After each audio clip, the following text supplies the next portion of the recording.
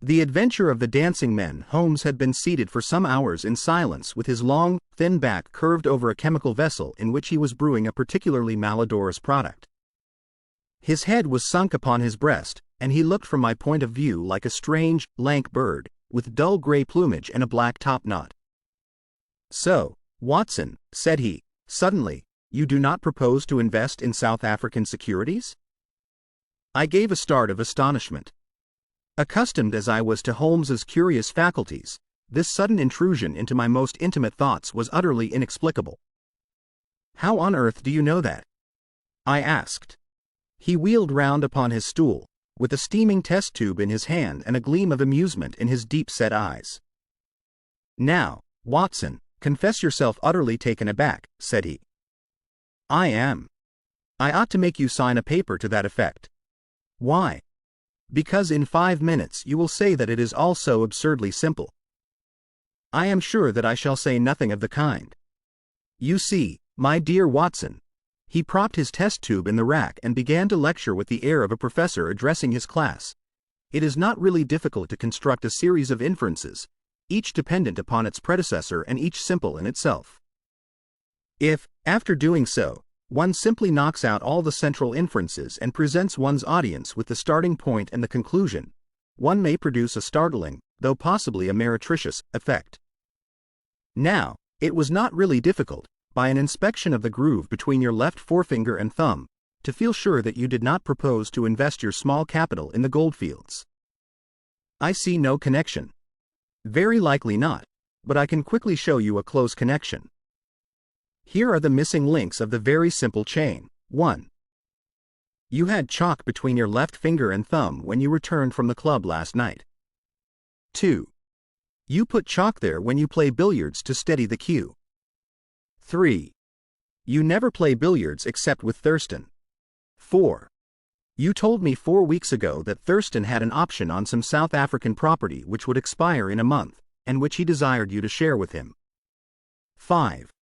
Your checkbook is locked in my drawer, and you have not asked for the key. 6. You do not propose to invest your money in this manner." "How absurdly simple!" I cried. "Quite so," said he, a little nettled. "Every problem becomes very childish when once it is explained to you. Here is an unexplained one. See what you can make of that, friend Watson." He tossed a sheet of paper upon the table and turned once more to his chemical analysis. I looked with amazement at the absurd hieroglyphics upon the paper. "Why, Holmes, it is a child's drawing," I cried. "Oh, that's your idea. What else should it be?" "That is what Mr. Hilton Cubitt, of Ridlingthorpe Manor, Norfolk, is very anxious to know." This little conundrum came by the first post, and he was to follow by the next train. "There's a ring at the bell, Watson." I should not be very much surprised if this were he. A heavy step was heard upon the stairs, and an instant later there entered a tall, ruddy, clean-shaven gentleman, whose clear eyes and florid cheeks told of a life led far from the fogs of Baker Street. He seemed to bring a whiff of his strong, fresh, bracing, East Coast air with him as he entered. Having shaken hands with each of us, he was about to sit down when his eye rested upon the paper with the curious markings, which I had just examined and left upon the table. "Well, Mr. Holmes, what do you make of these?" he cried. "They told me that you were fond of queer mysteries, and I don't think you can find a queerer one than that. I sent the paper on ahead so that you might have time to study it before I came." "It is certainly rather a curious production," said Holmes. "At first sight it would appear to be some childish prank. It consists of a number of absurd little figures dancing across the paper upon which they are drawn. Why should you attribute any importance to so grotesque an object?" "I never should, Mr. Holmes. But my wife does. It is frightening her to death. She says nothing, but I can see terror in her eyes. That's why I want to sift the matter to the bottom." Holmes held up the paper so that the sunlight shone full upon it. It was a page torn from a notebook. The markings were done in pencil, and ran in this way. Holmes examined it for some time, and then, folding it carefully up, he placed it in his pocketbook. "This promises to be a most interesting and unusual case," said he. "You gave me a few particulars in your letter, Mr. Hilton Cubitt, but I should be very much obliged if you would kindly go over it all again for the benefit of my friend, Dr. Watson." "I'm not much a storyteller," said our visitor, nervously clasping and unclasping his great, strong hands. "You'll just ask me anything that I don't make clear. I'll begin at the time of my marriage last year, but I want to say first of all that, though I'm not a rich man, my people have been at Riddling Thorpe for a matter of 5 centuries, and there is no better known family in the county of Norfolk. Last year I came up to London for the Jubilee, and I stopped at a boarding house in Russell Square, because Parker, the vicar of our parish, was staying in it. There was an American young lady there. Patrick was the name, Elsie Patrick. In some way we became friends, until before my month was up I was as much in love as a man could be. We were quietly married at a registry office, and we returned to Norfolk a wedded couple.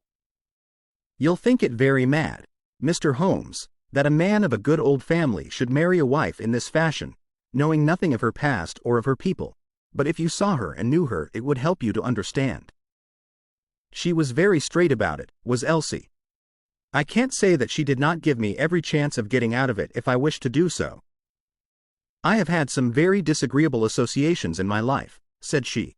I wish to forget all about them. I would rather never allude to the past, for it is very painful to me.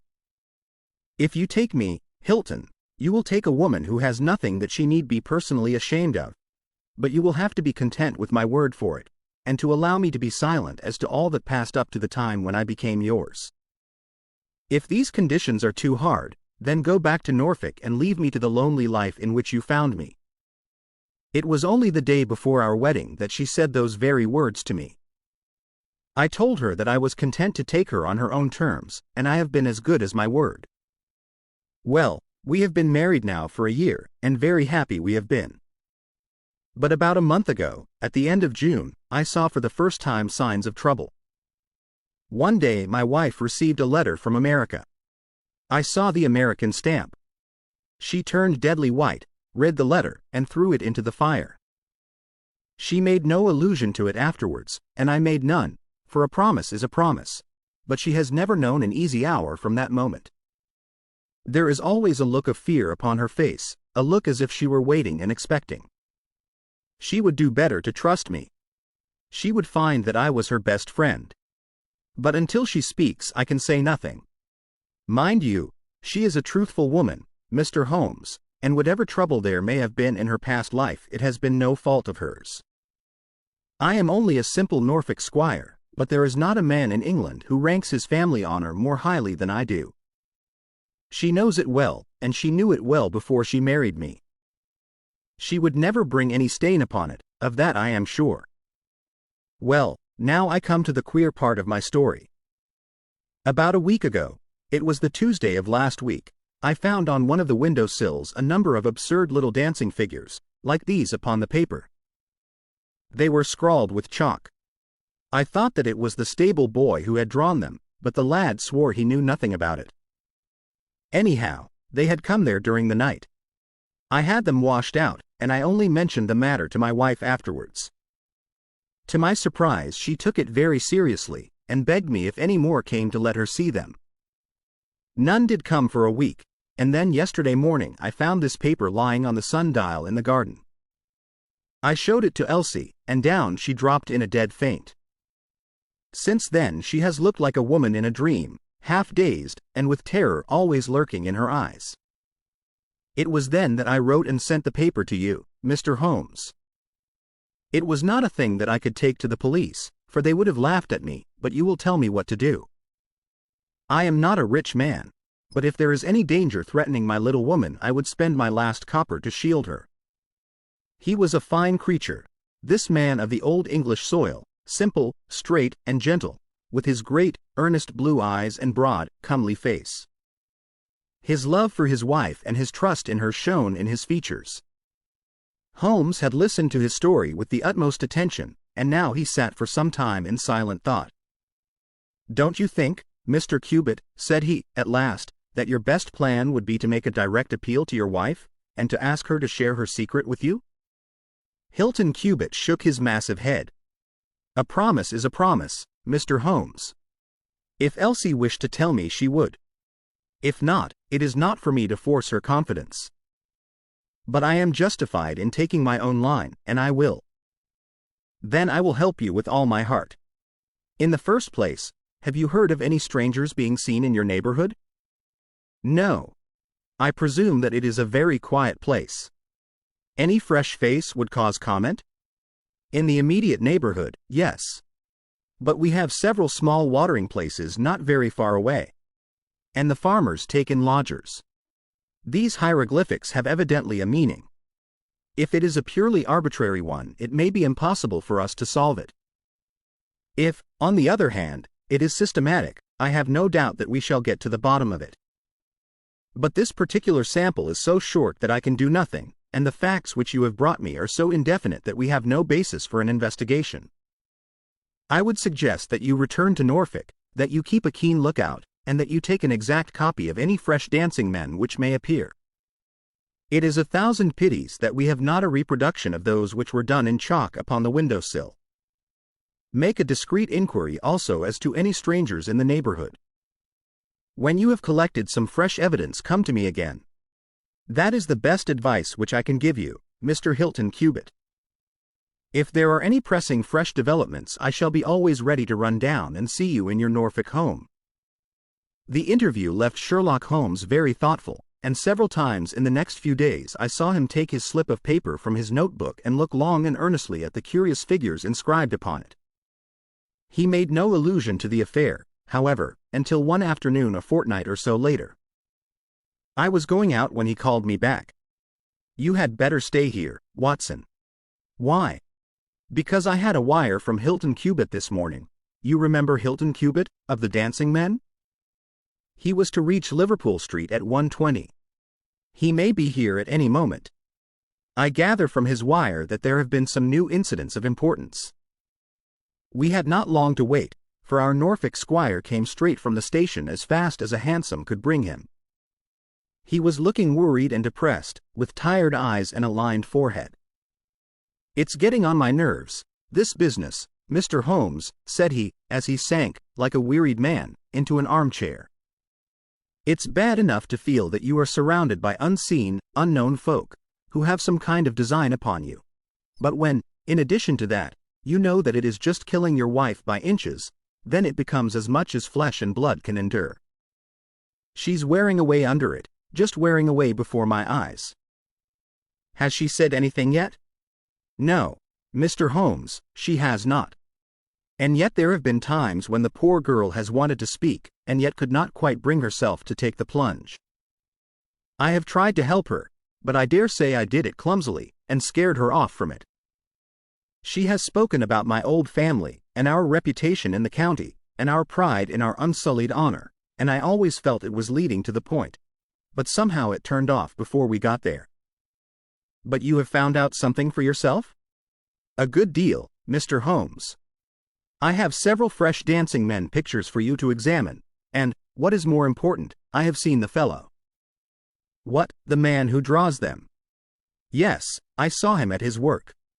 But I will tell you everything in order.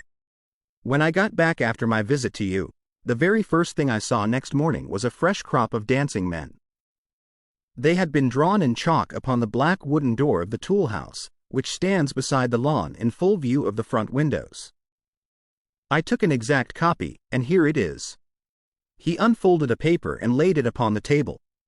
"Here is a copy of the hieroglyphics." "Excellent," said Holmes. "Excellent. Pray continue." "When I had taken the copy, I rubbed out the marks, but 2 mornings later a fresh inscription had appeared. I have a copy of it here." Holmes rubbed his hands and chuckled with delight. "Our material is rapidly accumulating," said he. 3 days later a message was left scrawled upon paper, and placed under a pebble upon the sundial. Here it is. The characters are, as you see, exactly the same as the last one. After that I determined to lie in wait, so I got out my revolver and I sat up in my study, which overlooks the lawn and garden. About 2 in the morning I was seated by the window, all being dark save for the moonlight outside, when I heard steps behind me, and there was my wife in her dressing gown. She implored me to come to bed. I told her frankly that I wished to see who it was who played such absurd tricks upon us. She answered that it was some senseless practical joke, and that I should not take any notice of it. If it really annoys you, Hilton, we might go and travel, you and I, and so avoid this nuisance. What, be driven out of our own house by a practical joker? Said I. Why, we should have the whole county laughing at us. Well, come to bed, said she, and we can discuss it in the morning. Suddenly, as she spoke, I saw her white face grow whiter yet in the moonlight, and her hand tightened upon my shoulder. Something was moving in the shadow of the tool house. I saw a dark, creeping figure which crawled round the corner and squatted in front of the door. Seizing my pistol, I was rushing out, when my wife threw her arms round me and held me with convulsive strength. I tried to throw her off, but she clung to me most desperately. At last I got clear, but by the time I had opened the door and reached the house, the creature was gone. He had left a trace of his presence, however, for there on the door was the very same arrangement of dancing men which had already twice appeared, and which I have copied on that paper. There was no other sign of the fellow anywhere, though I ran all over the grounds. And yet the amazing thing is that he must have been there all the time, for when I examined the door again in the morning he had scrawled some more of his pictures under the line which I had already seen. Have you that fresh drawing? Yes, it is very short, but I made a copy of it, and here it is. Again he produced a paper. The new dance was in this form. Tell me, said Holmes, and I could see by his eyes that he was much excited, was this a mere addition to the first, or did it appear to be entirely separate? It was on a different panel of the door. Excellent! This is far the most important of all for our purpose. It fills me with hopes. Now, Mr. Hilton Cubitt, please continue your most interesting statement. I have nothing more to say, Mr. Holmes, except that I was angry with my wife that night for having held me back when I might have caught the skulking rascal. She said that she feared that I might come to harm. For an instant it had crossed my mind that perhaps what she really feared was that he might come to harm, for I could not doubt that she knew who this man was and what he meant by these strange signals. But there is a tone in my wife's voice, Mr. Holmes, and a look in her eyes which forbid doubt, and I am sure that it was indeed my own safety that was in her mind. There's the whole case, and now I want your advice as to what I ought to do. My own inclination is to put half a dozen of my farm lads in the shrubbery, and when this fellow comes again to give him such a hiding that he will leave us in peace for the future. I fear it is too deep a case for such simple remedies, said Holmes. How long can you stay in London? I must go back today. I would not leave my wife alone all night for anything. She is very nervous and begged me to come back. I dare say you are right. But if you could have stopped, I might possibly have been able to return with you in a day or two. Meanwhile you will leave me these papers, and I think that it is very likely that I shall be able to pay you a visit shortly and to throw some light upon your case. Sherlock Holmes preserved his calm professional manner until our visitor had left us, although it was easy for me, who knew him so well, to see that he was profoundly excited. The moment that Hilton Cubitt's broad back had disappeared through the door, my comrade rushed to the table, laid out all the slips of paper containing dancing men in front of him, and threw himself into an intricate and elaborate calculation. For 2 hours I watched him as he covered sheet after sheet of paper with figures and letters, so completely absorbed in his task that he had evidently forgotten my presence. Sometimes he was making progress and whistled and sang at his work. Sometimes he was puzzled, and would sit for long spells with a furrowed brow and a vacant eye. Finally he sprang from his chair with a cry of satisfaction, and walked up and down the room rubbing his hands together. Then he wrote a long telegram upon a cable form. If my answer to this is as I hope, you will have a very pretty case to add to your collection, Watson, said he. I expect that we shall be able to go down to Norfolk tomorrow, and to take our friend some very definite news as to the secret of his annoyance. I confess that I was filled with curiosity, but I was aware that Holmes liked to make his disclosures at his own time and in his own way, so I waited until it should suit him to take me into his confidence. But there was a delay in that answering telegram, and 2 days of impatience followed, during which Holmes pricked up his ears at every ring of the bell. On the evening of the 2nd there came a letter from Hilton Cubitt. All was quiet with him, save that a long inscription had appeared that morning upon the pedestal of the sundial. He enclosed a copy of it, which is here reproduced. Holmes bent over this grotesque frieze for some minutes, and then suddenly sprang to his feet with an exclamation of surprise and dismay. His face was haggard with anxiety. "We have let this affair go far enough," said he. "Is there a train to North Walsham tonight?" I turned up the timetable. The last had just gone. "Then we shall breakfast early and take the very first in the morning," said Holmes. "Our presence is most urgently needed." "Ah! Here is our expected cablegram." "One moment, Mrs. Hudson. There may be an answer." "No, that is quite as I expected."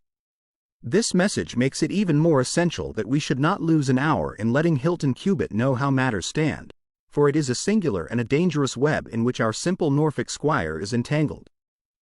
So, indeed, it proved, and as I come to the dark conclusion of a story which had seemed to me to be only childish and bizarre, I experience once again the dismay and horror with which I was filled. Would that I had some brighter ending to communicate to my readers, but these are the chronicles of fact, and I must follow to their dark crisis the strange chain of events which for some days made Ridlingthorpe Manor a household word through the length and breadth of England. We had hardly alighted at North Walsham, and mentioned the name of our destination, when the station master hurried towards us. "I suppose that you are the detectives from London?" said he.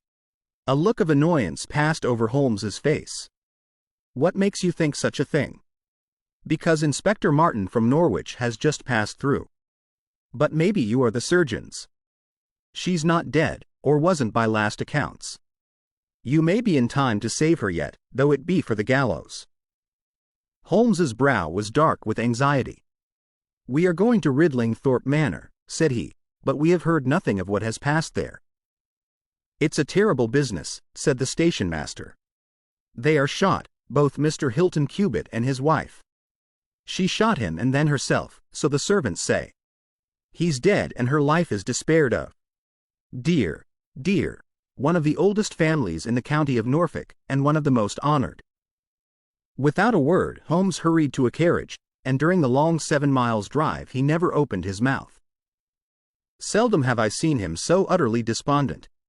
He had been uneasy during all our journey from town, and I had observed that he had turned over the morning papers with anxious attention, but now this sudden realization of his worst fears left him in a blank melancholy. He leaned back in his seat, lost in gloomy speculation. Yet there was much around to interest us, for we were passing through as singular a countryside as any in England, where a few scattered cottages represented the population of today, while on every hand enormous square-towered churches bristled up from the flat, green landscape and told of the glory and prosperity of old East Anglia. At last the violet rim of the German Ocean appeared over the green edge of the Norfolk coast, and the driver pointed with his whip to 2 old brick and timber gables which projected from a grove of trees. "That's Ridlingthorpe Manor," said he. As we drove up to the porticoed front door, I observed in front of it, beside the tennis lawn, the black tool house and the pedestaled sundial with which we had such strange associations. A dapper little man, with a quick, alert manner and a waxed mustache, had just descended from a high dog-cart. He introduced himself as Inspector Martin, of the Norfolk Constabulary, and he was considerably astonished when he heard the name of my companion. "Why, Mr. Holmes, the crime was only committed at 3 this morning. How could you hear of it in London and get to the spot as soon as I?" "I anticipated it. I came in the hope of preventing it." "Then you must have important evidence of which we are ignorant, for they were said to be a most united couple." "I have only the evidence of the dancing men," said Holmes. "I will explain the matter to you later. Meanwhile, since it is too late to prevent this tragedy, I am very anxious that I should use the knowledge which I possess in order to ensure that justice be done. Will you associate me in your investigation, or will you prefer that I should act independently?" "I should be proud to feel that we were acting together, Mr. Holmes," said the inspector, earnestly. In that case, I should be glad to hear the evidence and to examine the premises without an instant of unnecessary delay. Inspector Martin had the good sense to allow my friend to do things in his own fashion, and contented himself with carefully noting the results. The local surgeon, an old, white-haired man, had just come down from Mrs. Hilton Cubitt's room, and he reported that her injuries were serious, but not necessarily fatal. The bullet had passed through the front of her brain, and it would probably be some time before she could regain consciousness. On the question of whether she had been shot or had shot herself, he would not venture to express any decided opinion. Certainly the bullet had been discharged at very close quarters. There was only the one pistol found in the room, 2 barrels of which had been emptied. Mr. Hilton Cubitt had been shot through the heart. It was equally conceivable that he had shot her and then himself, or that she had been the criminal, for the revolver lay upon the floor midway between them. "Has he been moved?" asked Holmes. "We have moved nothing except the lady. We could not leave her lying wounded upon the floor. How long have you been here, doctor?" "Since 4 o'clock. Anyone else?" "Yes, the constable here." "And you have touched nothing?" "Nothing." "You have acted with great discretion. Who sent for you?" "The housemaid, Saunders." "Was it she who gave the alarm?" "She and Mrs. King, the cook." "Where are they now?" "In the kitchen, I believe." "Then I think we had better hear their story at once." The old hall, oak-paneled and high-windowed, had been turned into a court of investigation. Holmes sat in a great, old-fashioned chair, his inexorable eyes gleaming out of his haggard face. I could read in them a set purpose to devote his life to this quest until the client whom he had failed to save should at last be avenged. The trim Inspector Martin, the old, gray-headed country doctor, myself, and a stolid village policeman made up the rest of that strange company. The 2 women told their story clearly enough.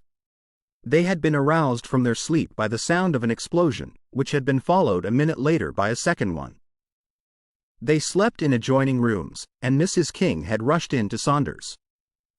Together they had descended the stairs. The door of the study was open and a candle was burning upon the table. Their master lay upon his face in the center of the room. He was quite dead. Near the window his wife was crouching, her head leaning against the wall. She was horribly wounded, and the side of her face was red with blood. She breathed heavily, but was incapable of saying anything. The passage, as well as the room, was full of smoke and the smell of powder. The window was certainly shut and fastened upon the inside. Both women were positive upon the point.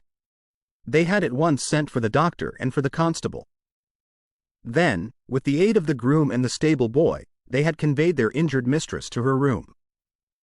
Both she and her husband had occupied the bed. She was clad in her dress, he in his dressing gown, over his night clothes. Nothing had been moved in the study. So far as they knew, there had never been any quarrel between husband and wife. They had always looked upon them as a very united couple. These were the main points of the servants' evidence. In answer to Inspector Martin, they were clear that every door was fastened upon the inside, and that no one could have escaped from the house. In answer to Holmes, they both remembered that they were conscious of the smell of powder from the moment that they ran out of their rooms upon the top floor. "I commend that fact very carefully to your attention," said Holmes to his professional colleague. "And now I think that we are in a position to undertake a thorough examination of the room."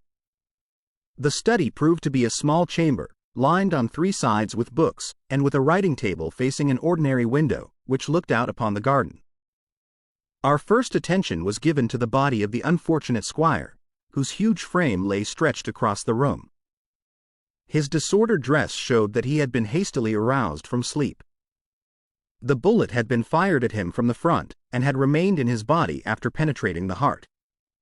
His death had certainly been instantaneous and painless. There was no powder marking either upon his dressing gown or on his hands. According to the country surgeon, the lady had stains upon her face, but none upon her hand. "The absence of the latter means nothing, though its presence may mean everything," said Holmes. "Unless the powder from a badly fitting cartridge happens to spurt backwards, one may fire many shots without leaving a sign. I would suggest that Mr. Cubitt's body may now be removed. I suppose, Doctor, you have not recovered the bullet which wounded the lady? A serious operation will be necessary before that can be done. But there are still 4 cartridges in the revolver. 2 have been fired and 2 wounds inflicted, so that each bullet can be accounted for. So it would seem, said Holmes. Perhaps you can account also for the bullet which has so obviously struck the edge of the window? He had turned suddenly, and his long, thin finger was pointing to a hole which had been drilled right through the lower window sash about an inch above the bottom. By George! Cried the inspector. However did you see that? Because I looked for it. Wonderful! Said the country doctor. You are certainly right, sir. Then a 3rd shot has been fired, and therefore a 3rd person must have been present. But who could that have been, and how could he have got away? That is the problem which we are now about to solve, said Sherlock Holmes. You remember, Inspector Martin, when the servants said that on leaving their room they were at once conscious of a smell of powder, I remarked that the point was an extremely important one. Yes, sir, but I confess I did not quite follow you. It suggested that at the time of the firing the window as well as the door of the room had been open. Otherwise the fumes of powder could not have been blown so rapidly through the house. A draught in the room was necessary for that. Both door and window were only open for a very short time, however. How do you prove that? Because the candle has not guttered. Capital! Cried the inspector. Capital! Feeling sure that the window had been open at the time of the tragedy, I conceived that there might have been a 3rd person in the affair, who stood outside this opening and fired through it. Any shot directed at this person might hit the sash. I looked, and there, sure enough, was the bullet mark. But how came the window to be shut and fastened? The woman's first instinct would be to shut and fasten the window. But, halloa! What is this? It was a lady's handbag which stood upon the study table, a trim little handbag of crocodile skin and silver. Holmes opened it and turned the contents out. There were 20 50-pound notes of the Bank of England, held together by an India rubber band, nothing else. This must be preserved, for it will figure in the trial, said Holmes, as he handed the bag with its contents to the inspector. It is now necessary that we should try to throw some light upon this 3rd bullet, which has clearly, from the splintering of the wood, been fired from inside the room. I should like to see Mrs. King, the cook, again. You said, Mrs. King, that you were awakened by a loud explosion. When you said that, did you mean that it seemed to you to be louder than the 2nd one? Well, sir, it wakened me from my sleep, and so it is hard to judge. But it did seem very loud. You don't think that it might have been 2 shots fired almost at the same instant? I am sure I couldn't say, sir. I believe that it was undoubtedly so. I rather think, Inspector Martin, that we have now exhausted all that this room can teach us. If you will kindly step round with me, we shall see what fresh evidence the garden has to offer. A flower bed extended up to the study window, and we all broke into an exclamation as we approached it. The flowers were trampled down, and the soft soil was imprinted all over with footmarks. Large, masculine feet they were, with peculiarly long, sharp toes. Holmes hunted about among the grass and leaves like a retriever after a wounded bird. Then, with a cry of satisfaction, he bent forward and picked up a little brazen cylinder. I thought so, said he. The revolver had an ejector, and here is the 3rd cartridge. I really think, Inspector Martin, that our case is almost complete. The country inspector's face had shown his intense amazement at the rapid and masterful progress of Holmes's investigation. At first he had shown some disposition to assert his own position, but now he was overcome with admiration and ready to follow without question wherever Holmes led. Whom do you suspect? He asked. I'll go into that later. There are several points in this problem which I have not been able to explain to you yet. Now that I have got so far, I had best proceed on my own lines, and then clear the whole matter up once and for all. Just as you wish, Mr. Holmes, so long as we get our man. I have no desire to make mysteries, but but it is impossible at the moment of action to enter into long and complex explanations. I have the threads of this affair all in my hand. Even if this lady should never recover consciousness, we can still reconstruct the events of last night and ensure that justice be done. First of all, I wish to know whether there is any inn in this neighborhood known as Elridge's. The servants were cross-questioned, but none of them had heard of such a place. The stable boy threw a light upon the matter by remembering that a farmer of that name lived some miles off in the direction of East Ruston. Is it a lonely farm? Very lonely, sir. Perhaps they have not heard yet of all that happened here during the night? Maybe not, sir. Holmes thought for a little, and then a curious smile played over his face. Saddle a horse, my lad, said he. I shall wish you to take a note to Elridge's farm. He took from his pocket the various slips of the dancing men. With these in front of him, he worked for some time at the study table. Finally, he handed a note to the boy, with directions to put it into the hands of the person to whom it was addressed, and especially to answer no questions of any sort which might be put to him. I saw the outside of the note, addressed in straggling, irregular characters, very unlike Holmes's usual precise hand. It was consigned to Mr. Abe Slaney, Elridge's Farm, East Ruston, Norfolk. I think, Inspector, Holmes remarked, that you would do well to telegraph for an escort, as, if my calculations prove to be correct, you may have a particularly dangerous prisoner to convey to the county jail. The boy who takes this note could no doubt forward your telegram. If there is an afternoon train to town, Watson, I think we should do well to take it, as I have a chemical analysis of some interest to finish, and this investigation draws rapidly to a close. When the youth had been dispatched with the note, Sherlock Holmes gave his instructions to the servants. If any visitor were to call asking for Mrs. Hilton Cubitt, no information should be given as to her condition, but he was to be shown at once into the drawing room. He impressed these points upon them with the utmost earnestness. Finally, he led the way into the drawing room with the remark that the business was now out of our hands, and that we must while away the time as best we might until we could see what was in store for us. The doctor had departed to his patients, and only the inspector and myself remained. I think that I can help you to pass an hour in an interesting and profitable manner, said Holmes, drawing his chair up to the table and spreading out in front of him the various papers upon which were recorded the antics of the dancing men. As to you, friend Watson, I owe you every atonement for having allowed your natural curiosity to remain so long unsatisfied. To you, Inspector, the whole incident may appeal as a remarkable professional study. I must tell you first of all the interesting circumstances connected with the previous consultations which Mr. Hilton Cubitt has had with me in Baker Street. He then shortly recapitulated the facts which have already been recorded. I have here in front of me these singular productions, at which one might smile had they not proved themselves to be the forerunners of so terrible a tragedy.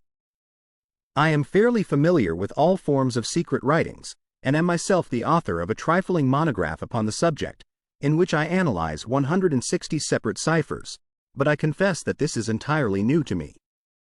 The object of those who invented the system has apparently been to conceal that these characters convey a message, and to give the idea that they are the mere random sketches of children. Having once recognized, however, that the symbols stood for letters, and having applied the rules which guide us in all forms of secret writings, the solution was easy enough.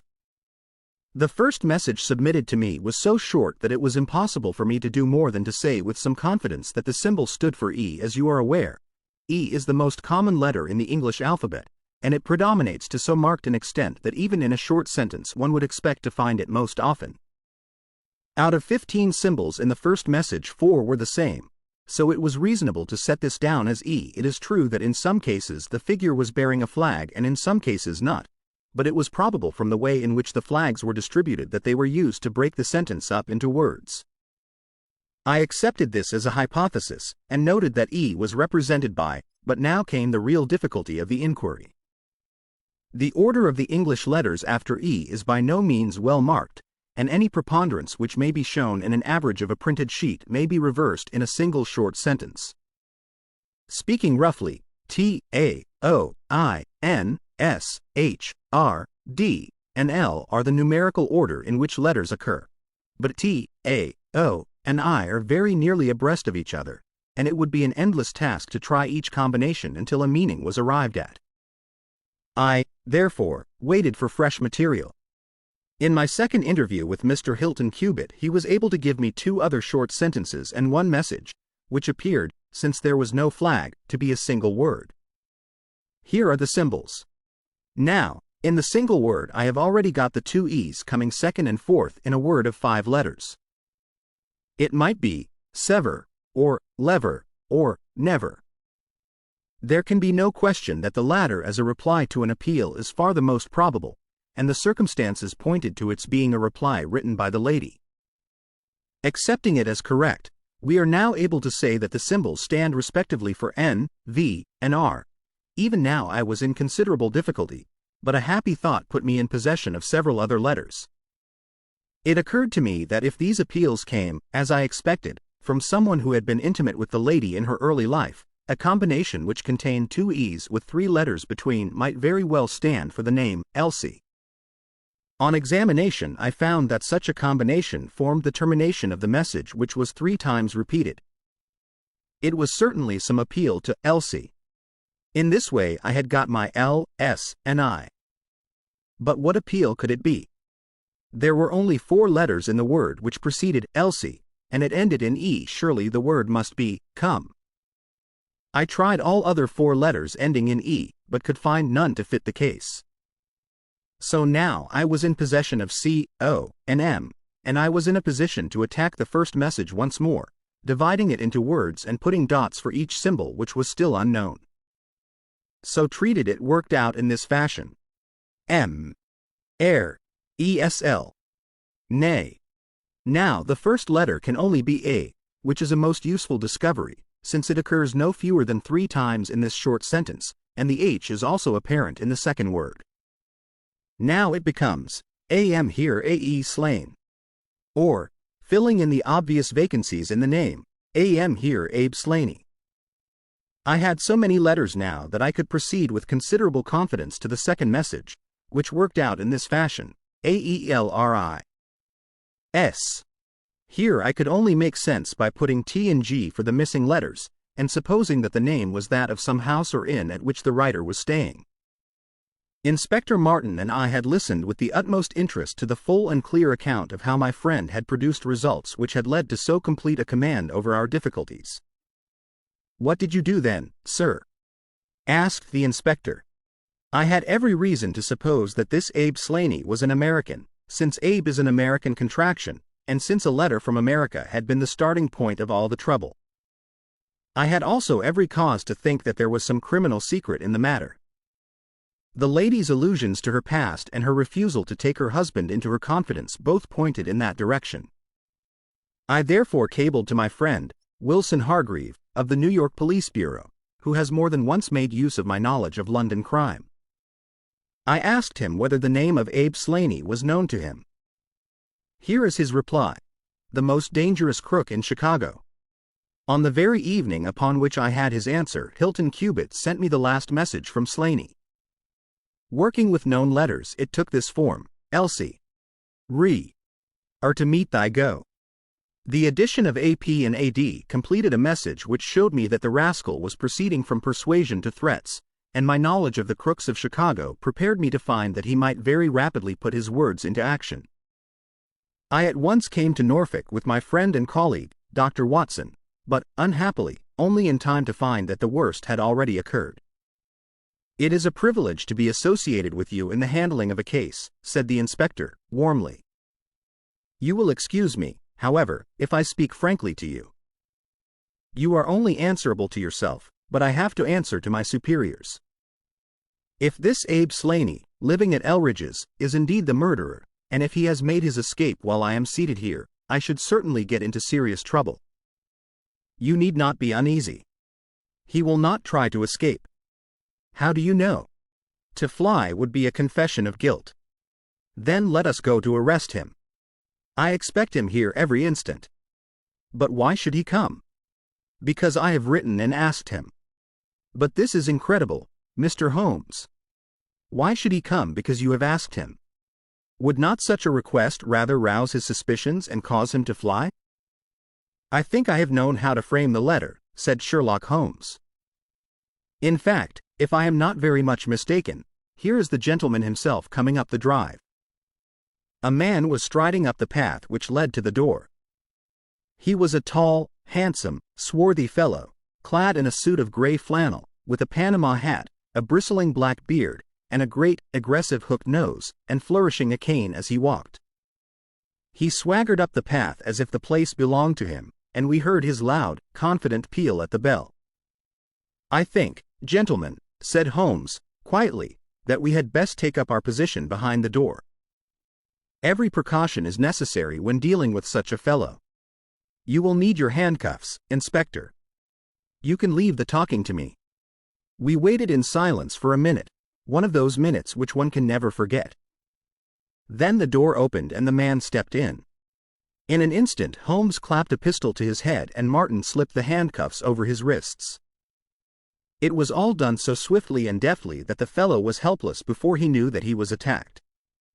He glared from one to the other of us with a pair of blazing black eyes. Then he burst into a bitter laugh. "Well, gentlemen, you have the drop on me this time. I seem to have knocked up against something hard.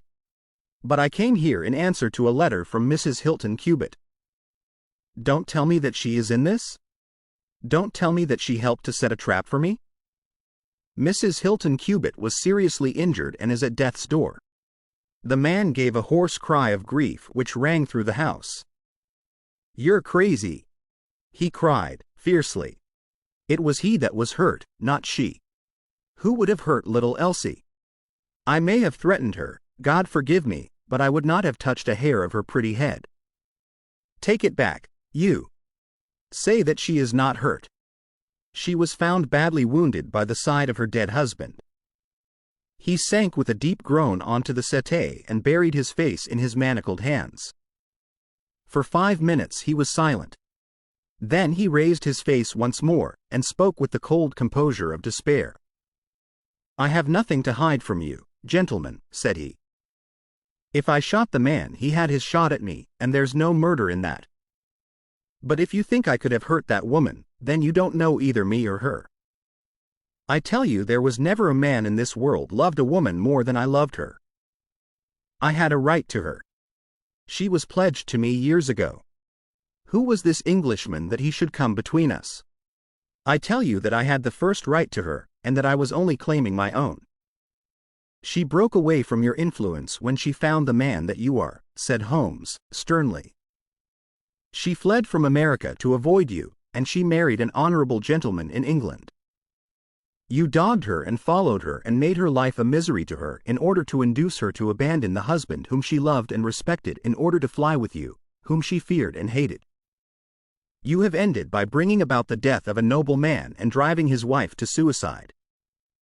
That is your record in this business, Mr. Abe Slaney, and you will answer for it to the law." "If Elsie dies, I care nothing what becomes of me," said the American. He opened one of his hands and looked at a note crumpled up in his palm. "See here, mister," he cried, with a gleam of suspicion in his eyes, "you're not trying to scare me over this, are you? If the lady is hurt as bad as you say, who was it that wrote this note?" He tossed it forwards onto the table. "I wrote it to bring you here." "You wrote it?"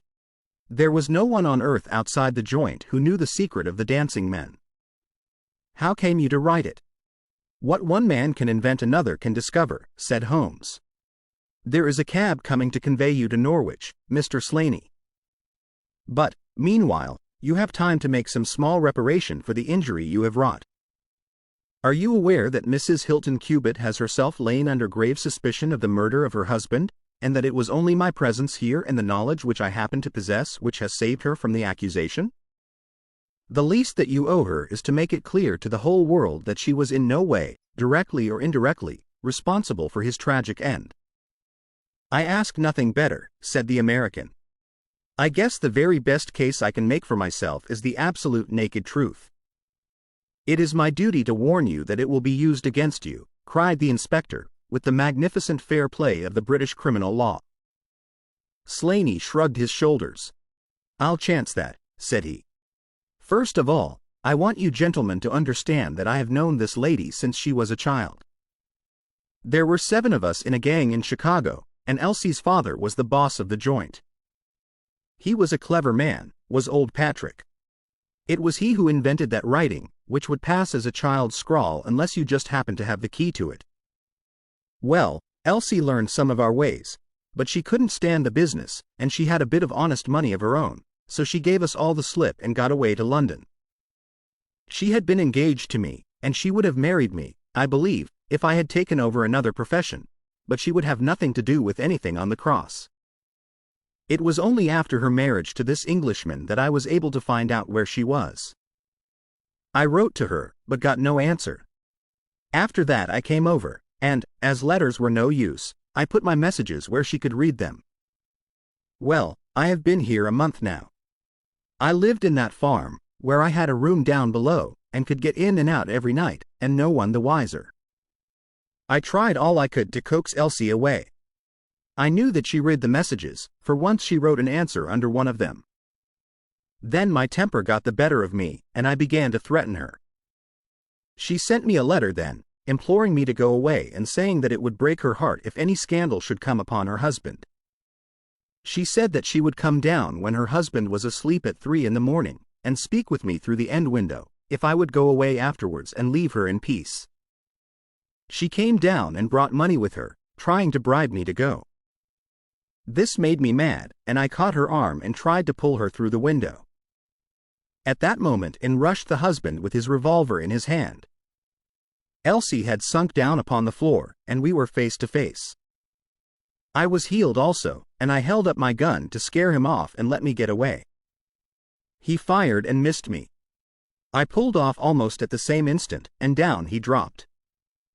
I made away across the garden, and as I went I heard the window shut behind me. That's God's truth, gentlemen, every word of it, and I heard no more about it until that lad came riding up with a note which made me walk in here, like a jay, and give myself into your hands. A cab had driven up whilst the American had been talking. 2 uniformed policemen sat inside. Inspector Martin rose and touched his prisoner on the shoulder. "It is time for us to go." "Can I see her first?" "No, she is not conscious." "Mr. Sherlock Holmes, I only hope that if ever again I have an important case I shall have the good fortune to have you by my side." We stood at the window and watched the cab drive away. As I turned back my eye caught the pellet of paper which the prisoner had tossed upon the table. It was the note with which Holmes had decoyed him. "See if you can read it, Watson," said he, with a smile. It contained no word, but this little line of dancing men. "If you use the code which I have explained," said Holmes, "you will find that it simply means, 'Come here at once.'" I was convinced that it was an invitation which he would not refuse, since he could never imagine that it could come from anyone but the lady. And so, my dear Watson, we have ended by turning the dancing men to good when they have so often been the agents of evil, and I think that I have fulfilled my promise of giving you something unusual for your notebook. 3:40 is our train, and I fancy we should be back in Baker Street for dinner. Only one word of epilogue. The American, Abe Slaney, was condemned to death at the winter assizes at Norwich, but his penalty was changed to penal servitude in consideration of mitigating circumstances, and the certainty that Hilton Cubitt had fired the first shot. Of Mrs. Hilton Cubitt I only know that I have heard she recovered entirely, and that she still remains a widow, devoting her whole life to the care of the poor and to the administration of her husband's estate.